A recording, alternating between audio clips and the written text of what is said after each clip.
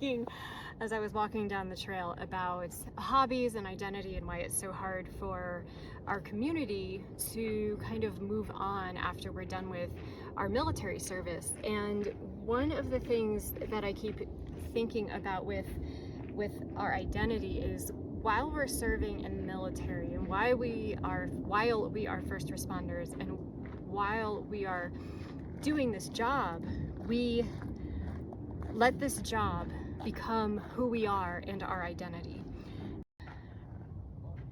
So one of these issues with identity is that we don't do anything outside of work, and I'm completely guilty of this as well. So when I was in, I spent after hours working. I would come in on weekends and do, OERs and do all these other things that had to be done that I just couldn't get done during the week, and I never gave myself any downtime.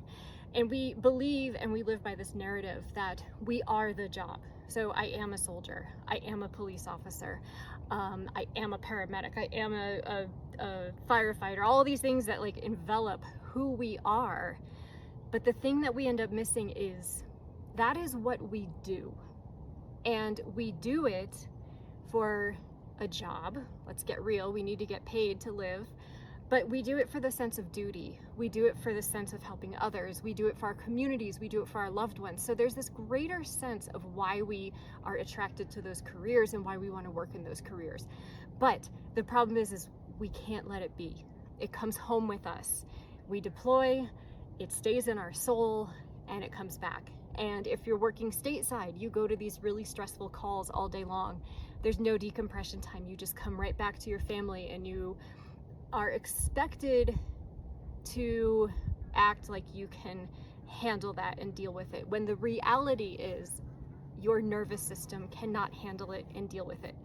So I'm kind of going off on a different tangent, and that's a whole new video that I can talk about. But what I want to talk about with identity is that you need to start now and find who you are outside of what you do.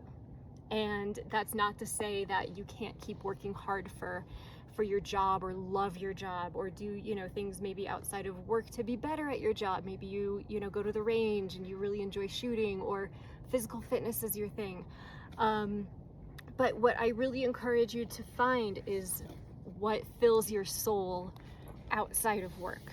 And a lot of that is hard for us to do and to find the time to do it.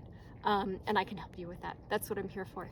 So one of the huge transition problems that we get is, when it's time to take the uniform off, we don't know what to do with ourselves afterwards.